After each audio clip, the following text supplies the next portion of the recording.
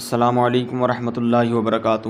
امید ہے کہ تمامی حضرات خیر و عافیت سے ہوں گے۔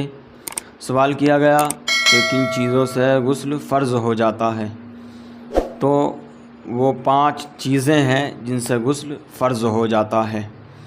اسی ٹاپک پر ہم بات کریں گے۔ نمبر 1، منی کا شہوت کے ساتھ عضو سے جدا ہو کر کے نکلنا۔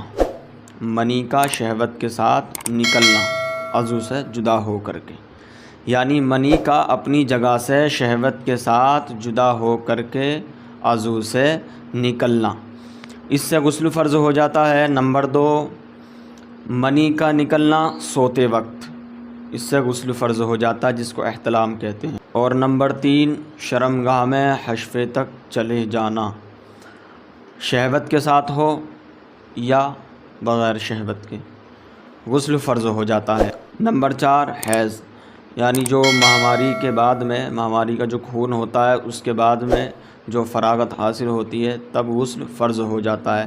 اور نمبر 5، جب عورت بچہ جنتی ہے اس کے بعد میں جو خون آتا ہے اس سے جو فراغت حاصل ہوتی ہے اس کے بعد میں غسل فرض ہو جاتا ہے۔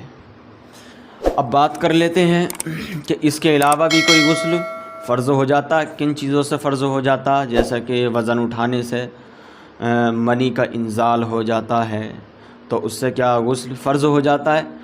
تو دیکھیں مسئلہ، منی شہوت کے ساتھ اپنی جگہ سے جدا نہ ہوئی بلکہ بوجھ اٹھانے یا بلندی سے گرنے کی وجہ سے نکلی تو غسل واجب نہیں، البتہ وضو جاتا رہے گا، وضو جاتا رہے گا۔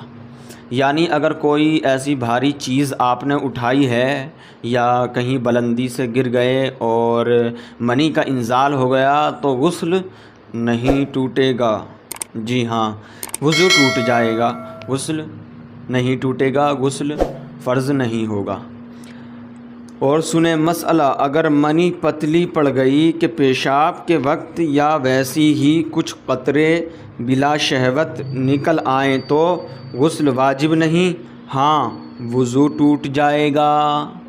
یعنی اتنی پتلی ہو گئی کہ پیشاب کے ساتھ میں نکلتی ہے، وہ کوئی بیماری ہوتی ہے، اگر ایسی کوئی بیماری ہے تو غسل نہیں ٹوٹے گا بلکہ وضو ٹوٹ جائے گا، وضو آپ کو کرنا پڑے گا۔ اب سنیں مسئلہ، جمعہ، عیدین، بقرہ عید کے لیے اور عرفہ کے دن اور احرام باندھنے کے وقت نہانا سنت ہے۔ یعنی اگر ایسی بیماری ہے جو پیشاب کے ساتھ میں منی نکلتی ہے تو جمعے کے دن، عیدین کے دن، احرام باندھنے کے وقت تو سنت ہے غسل کرنا، اگر نہ بھی کرے تو کوئی حرج نہیں، اس کا غسل نہیں ٹوٹے گا۔